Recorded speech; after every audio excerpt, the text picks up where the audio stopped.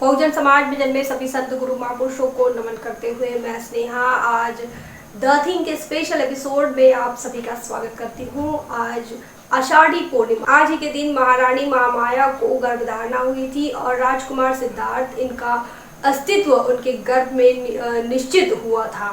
दूसरी घटना, आज ही के दिन राजकुमार सिद्धार्थ ने गृह त्याग किया था लोगों के कल्याण के लिए, लोगों के हितों के लिए, लोगों के हितों और सुखों के लिए।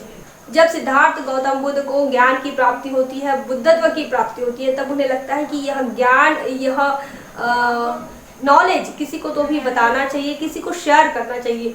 तब सिद्धार्थ गौतम बुद्ध यह डिसाइड करते हैं, उर्वेला बुद्ध गया से वह पैदल चलते हैं और सारनाथ आते हैं, मृगदाय वन में आते हैं। वहां पर 5 परिव्राजक होते हैं, अश्वजीत, महानाम, कौंडिल्य, वब्ब और भदीय इनके पास आते हैं और इन्हें वह मैसेज देते हैं और पहला वह अपना प्रवचन वहां पर देते हैं, पहला धम्मोपदेश वहां पर देते हैं और इसीलिए आज के दिन को प्रथम धम्मचक्र प्रवर्तन दिन भी कहा जाता है। आज के दिन वे 4 महासत्य, 4 आर्य सत्य की बात बताते हैं। अपने 5 परिव्राजकों को तथागत गौतम बुद्ध बताते हैं कि 4 आर्य सत्य क्या है। इस दुनिया में दुख है, दुख का कारण है और दुख को दूर भी किया जा सकता है। दुख दूर करने का मार्ग क्या है वह बुद्ध बताते हैं। इसी धर्म उपदेश में वो अष्टांग मार्ग बताते हैं, मध्यम मार्ग बताते, साथ ही प्रतिद्य समुत्पात की नींव भी इसी उपदेश में वे रखते हैं। और इसी आषाढ़ी पूर्णिमा को चौथी घटना यह घटित हुई थी कि वर्षावास की शुरुआत आज के दिन से की जाती है। वर्षावास का मतलब होता है बारिश वाले दिनों में धम्म का श्रवण करना, धम्म को प्रचारित और प्रसारित करना।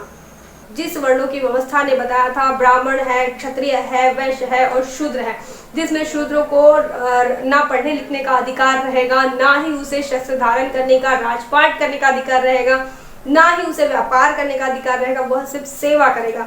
तो बुद्धा के क्रांति से, बुद्धा के मैसेज से यह जो 4 वर्णों की व्यवस्था है ये डगमगाने लगी। इसे यह वर्णों की व्यवस्था जो है वो हिल गई थी और बुद्धा के इस मैसेज को लेकर जब भिक्षु संघ जाता है तो ब्राह्मण भी बुद्धा के धम्म से आकर्षित होता है, क्षत्रिय भी आकर्षित होता है, व्यापारी वर्ग भी आकर्षित होता है और शूद्र भी ज्यादा संख्या में बुद्धा के इस आंदोलन से जुड़ते हैं। और एक ऐसा समय आता है 250-300 साल के बाद कि बुद्धा के धम्म को राजाश्रय प्राप्त होता है और सम्राट अशोक जैसा हीरा इस देश को मिलता है और पूरा का पूरा भारत जो है वो बोधमय होता है। बुद्धा के 2 मैसेज पर सम्राट अशोक बहुत ही गहराई से काम करते हैं। बुद्धा का पहला मैसेज होता है वैयक्तिक विकास का, अपने आप में सुधार लाने के लिए आपको क्या करना चाहिए और क्या नहीं करना चाहिए। इसके लिए बुद्धा ने पंचशील बताया। फिर दूसरी बात बुद्धा ने बताई कि समाज में बदलाव लाने के लिए एक समानता होनी चाहिए, दूसरा आज़ादी होनी चाहिए, स्वतंत्रता होनी चाहिए, तीसरी बताया न्याय समाज में होना चाहिए और चौथी बात बताया कि भाईचारा होना चाहिए, मैत्री और करुणा समाज के अंदर होना चाहिए, लोगों में होना चाहिए। इस 2 थीम पर सम्राट अशोक जो है वो काम करते हैं और इस देश के अंदर सोने की चिड़िया जिसे कहा जाता है वो सम्राट अशोक के शासन काल को कहा जाता है। और जब राजाश्रय प्राप्त होता है बुद्धा के धम्म को तो पूरा देश बौद्धमय हो जाता है। साथ ही डॉक्टर बाबा साहब अम्बेडकर जी ने कहा था कि भारत को बौद्धमय करूंगा। बाबा साहब का यह जो सपना है, भारत को बौद्धमय करने का सपना जो है, ये बहुजन समाज के लोगों को साकार करना है।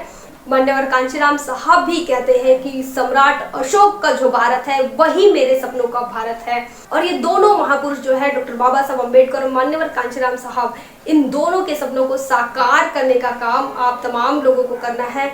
बहुजन विचारधारा को घर घर तक पहुंचाने के लिए हमारे YouTube चैनल को सब्सक्राइब करें, लाइक करें, कमेंट करें, शेयर करें और बेल आइकन की घंटी दबाना ना भूलें।